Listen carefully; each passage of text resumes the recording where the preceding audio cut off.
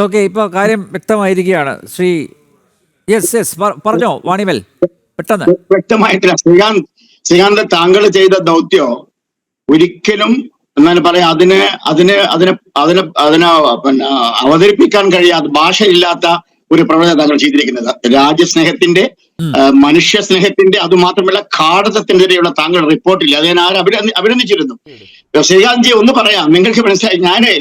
നിങ്ങൾ ഈ പറയുന്ന ഈ ജിഹാദിന്റെ ഇത്തരം പ്രവണതകളുമായി ബന്ധമില്ലെന്ന് മാത്രമല്ല, അത് ഞങ്ങളുടെ എല്ലാവരും തള്ളിപ്പറഞ്ഞവരാണ്. ഞങ്ങളത് ഏറ്റെടുക്കണം.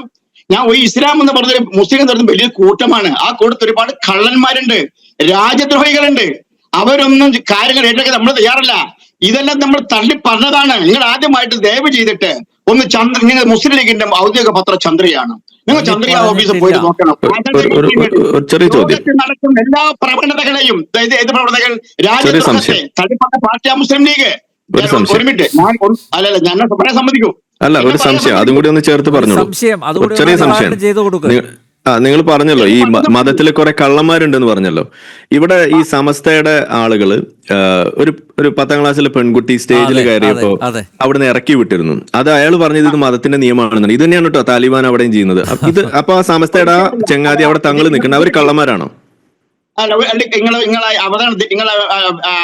വിഷയത്തെ അവതരിപ്പിക്കുന്നത് തെറ്റുപറ്റിയിട്ടുണ്ട്. ഇല്ല, നിങ്ങൾ കള്ളന്മാരാണെന്ന് പറഞ്ഞുകൊണ്ട് ഞാൻ ചോദിക്കുകയാണ്.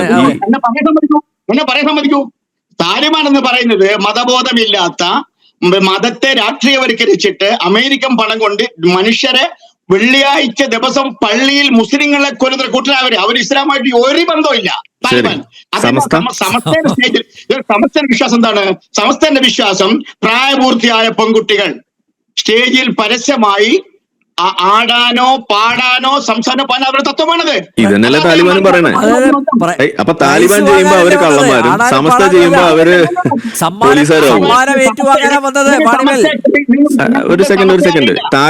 താലിബാൻ ചെയ്യുമ്പോ താലിബാൻ കള്ളനും, അതേ പണി സമസ്ത ചെയ്യുമ്പോ സമസ്ത പോലീസും ആവണം. എങ്ങനെയാണ്? അതെങ്ങനെയാ വ്യത്യാസം?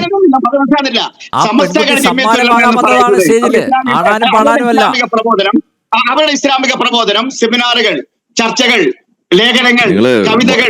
കാട് കയറണ്ടല്ലോ, ചെറിയ കാര്യമല്ലേ നമ്മൾ ചോദിച്ചത്. സ്റ്റേജിൽ കയറുക എന്ന് പറയുന്നത് പാടില്ല, കുട്ടിയെ ഇറക്കി വിടണം എന്ന് പറഞ്ഞ സമസ്ത, സ്റ്റേജിൽ കയറരുത് എന്ന് പറയുന്ന താലിബാൻ, ഇത് രണ്ട് ചെയ്യുന്നത് ഒരേ പ്രവൃത്തിയാണ്. അപ്പൊ അവിടെ എങ്ങനെയാണ് താലിബാൻ കള്ളനും സമസ്ത പോലീസും ആവുന്നത്? അതെങ്ങനെയാണെന്ന് പറയൂ.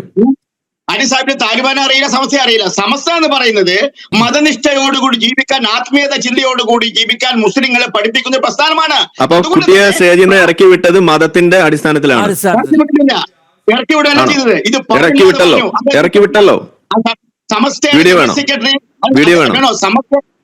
ഒരു മിനിറ്റ്, നിങ്ങൾ എല്ലാ വിഷയം പറയുമ്പോഴേ താലിബാനെ കൂട്ടി പറയില്ല. താലിബാൻ എവിടെ കിടക്കുന്നു, സമസ്ത എവിടെ കിടക്കുന്നു? ഇത് രണ്ട് ചെയ്തത് ഒരേ കാര്യമല്ലേ? നിങ്ങൾ അത് ശരി. അപ്പൊ താലിബാൻ പറയുമ്പോൾ താലിബാനെ കള്ളെന്ന് നിങ്ങൾക്ക് വിളിക്കാമെങ്കിൽ, താലിബാൻ ചെയ്ത അതേ പണി സമസ്ത ചെയ്യുമ്പോ സമസ്ത എങ്ങനെയാണ് പോലീസുകാരനാവണത്? എനിക്ക് മനസ്സിലാവുന്നില്ല. സമസ്ത ഇസ്ലാമിക പ്രഭോ എന്ന് പറഞ്ഞല്ലോ, സംവാദങ്ങൾ, ലേഖനങ്ങൾ, അതുകൊണ്ട് അവര് സ്റ്റേജിൽ നിന്ന് ഇറക്കി വിട്ടാൽ മനസ്സിലാവുന്നില്ല. ശ്രീ വാണിമേൽ, താങ്കൾ പറയുന്നത് മനസ്സിലാവുന്നില്ല. മുസ്ലിങ്ങൾ വെടിവെച്ചു കൊല്ലുക. അത് വെളുത്തില്ലല്ലോ, ഒത്തില്ലല്ലോ വാണിമേൽ, ഒത്തില്ലല്ലോ വാണിമേൽ,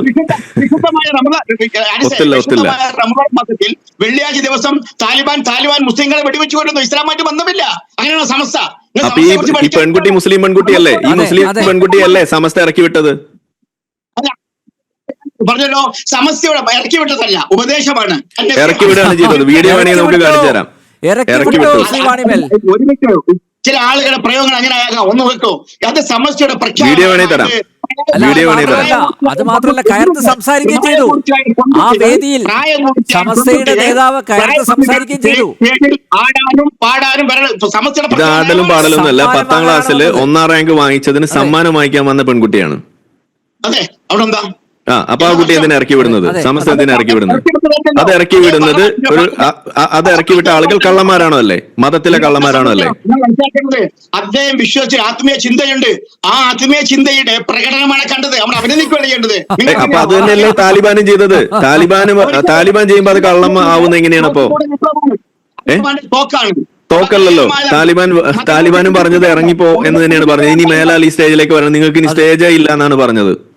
ഒരു മിനിറ്റ്, ഒരു കാര്യം പറയട്ടെ. ഞാൻ വീണ്ടും പറയുന്നു, സമസ്തയുടെ പ്രഖ്യാപന നയമാണത്. എന്ത്? താലിബാനെ പോലെ ചെയ്യുന്നു.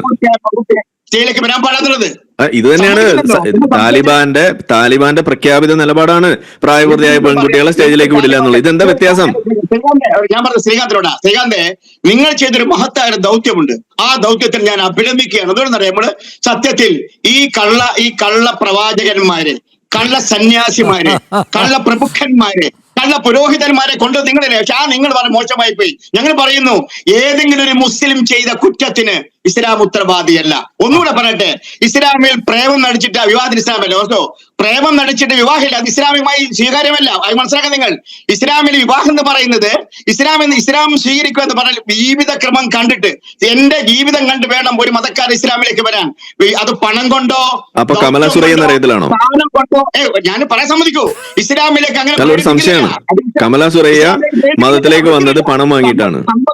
സമ്പത്തോ പ്രേമോ സെക്സോ പ്രേമത്തിലൂടെയാണ് വന്നത്.